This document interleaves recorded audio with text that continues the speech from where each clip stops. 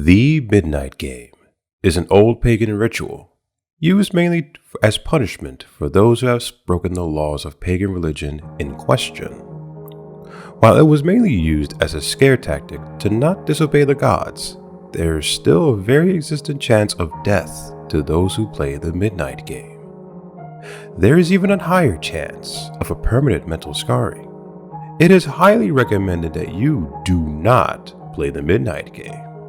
However, for those few thrill seekers searching for a rush, or for those delving into obscure occult rituals, these are simple instructions on how to play. Do it at your own risk. It's pre-requested that you must play this exactly at 12 a.m. when you begin to perform the ritual. Otherwise, it won't work.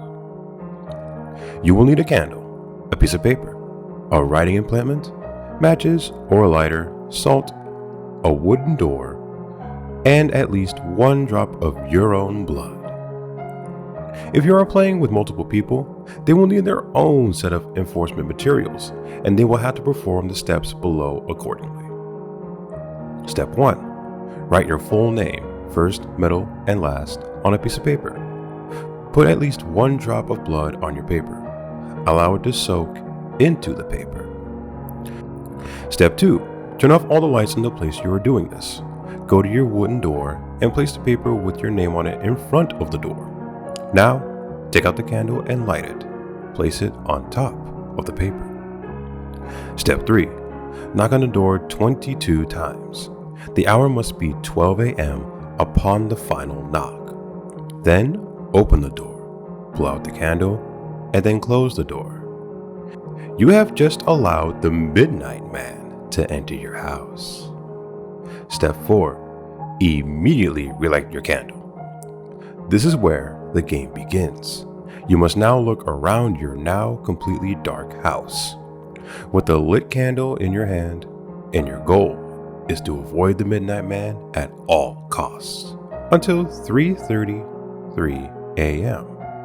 Should your candle ever go out, that means the midnight man is near you, and you must relight your candle in the next 10 seconds.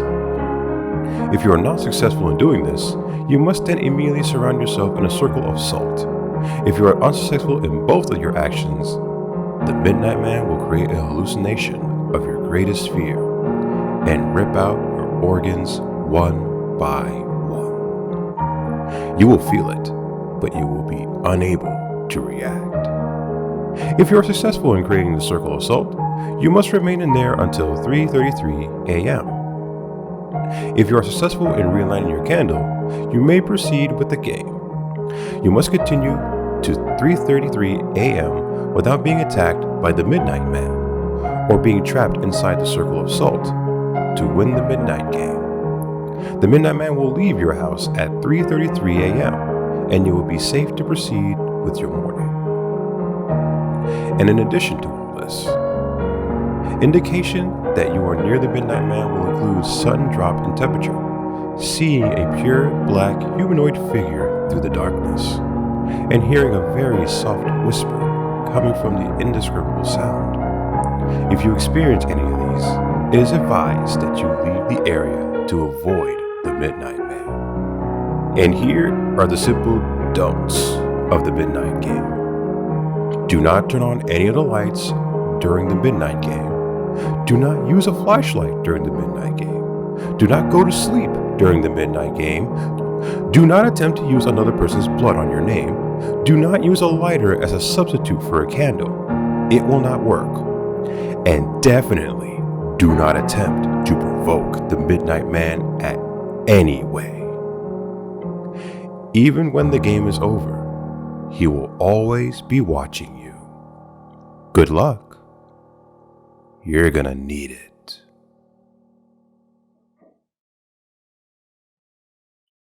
Do you have anything that you desire? Anyone that you may want dead?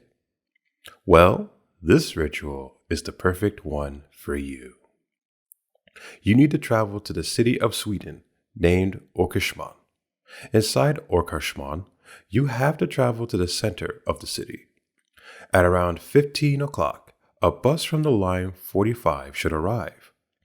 You need to get on exactly at 15:04 and take the seat second row behind the rear door, on the right side. When you are done with the preparations, you are ready to start the ritual. Have what you desire in your head. Someone dead? Think about how they would look when they die. True love? Think about the one person that you really desire. And you have to fall asleep before the bus leaves the town, the E22 route. When you awake, it should be raining, and you should be in a little village called Farmville as it is leaving the center. You have to get up, go to the door, and under any costs, do not look at the bus driver. When the door opens, run. With all of your force, run. If you see anyone looking out their window, take off all your clothes and drop everything that you have. Run into the center and hide at a bin. Congratulations! You are now in limbo, and you've traveled time. In this time, there is a house that is very abandoned, directly to say so. When you are sure no one is around you, get out from behind the bin and just bolt towards out of the village, following route E22. You should find an old greenhouse. Get in there and slam the door behind you. Here is the chance of success or failure. If you have done everything correctly, there should be a ring made out of candles that you have to go and sit in the middle of it. And think of your deepest desire. If you have failed it, well, you don't want to know what happens. Trust me. Anyways, when you are sitting in the middle of the circle, turn on the television and choose the option your desire. You either get your wish or you leave. When you have chosen, get up and run. The house owner are after you, and you have to get the fuck out of there. Run back to the bus and get on there. The front door, now look at the bus driver and say to him, "Pay with light." At that point, you should awaken to the bus you fell asleep on. Get off at the stop you desire and travel to your home. If your desire is a physical object, it should be there when you come home. If you wish for true love, you will meet that special someone soon. But never, under any circumstances, will you end up not being in hell. Here's what you'll need to do this ritual. A mirror of any type, a candle of any size or color, friends to do it with. It's optional, but highly suggested. I should probably warn you, once you begin this ritual, there is no way to stop it. What I'm saying is, don't start it unless you are planning to finish it. Have you ever broken a mirror by accident or on purpose? Have you ever looked into a mirror and felt like there was something watching you from the other side? Or seen something sinister lurking within the eyes of your own reflection? You probably heard the legend that breaking a mirror is 7 years of bad luck. Legends about the mirrors have been around for hundreds of years. In particular, some ancient civilizations believed that there were sort of purifying effects to mirrors. They believed that, but looking one reflection in the eyes, it would transfer a person's negative energy into the reflection in the mirror. They believed that this had some cleansing effect, but also hidden dangers. That's why breaking a mirror has been known to cause bad luck. Think about it.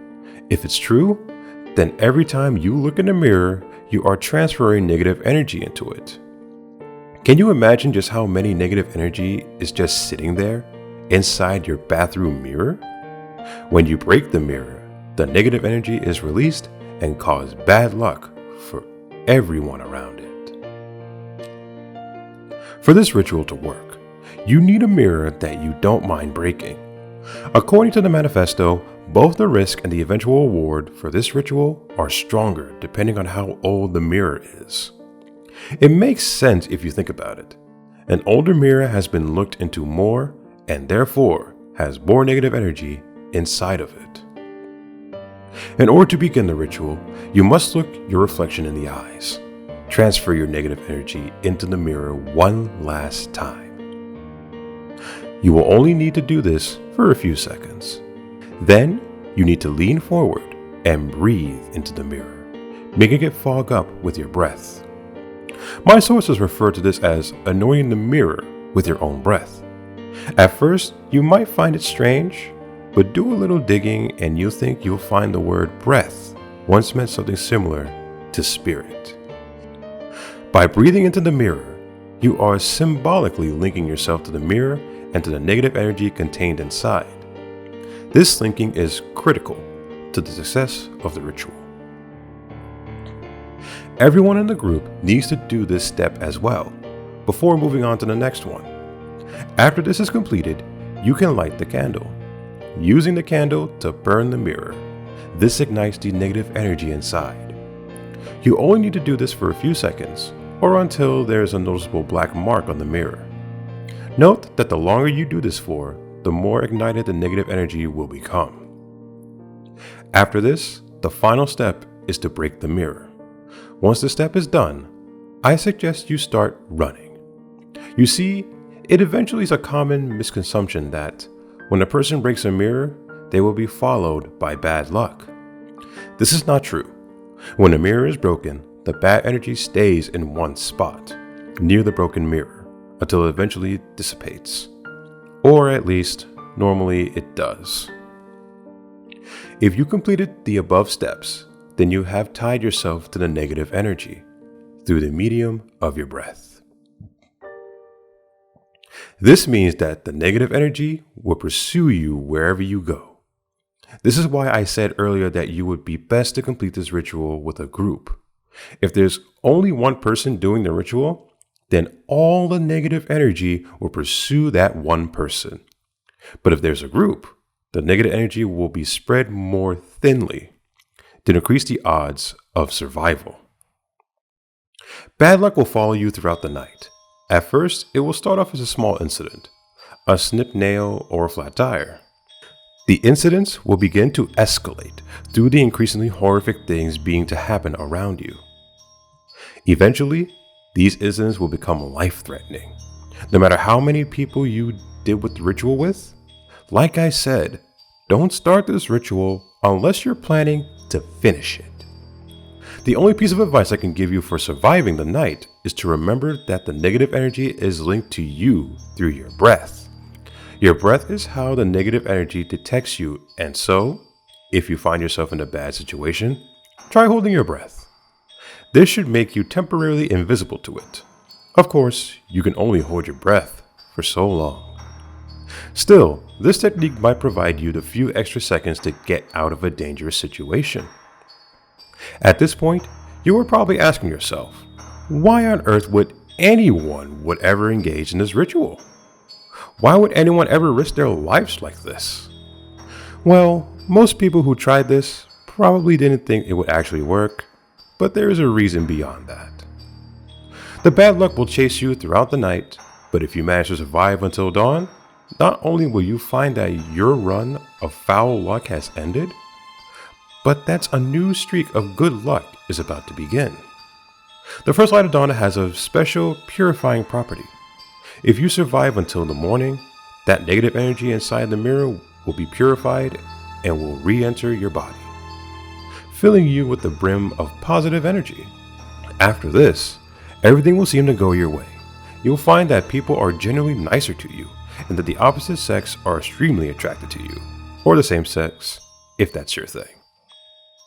You will succeed at everything you do, whether it's a job interview, an important exam, or a business venture.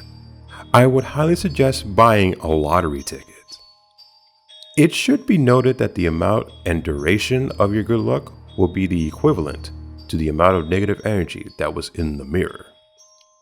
If you just bought the mirror at the store, then the good luck will only last a couple of days and will not be all that severe.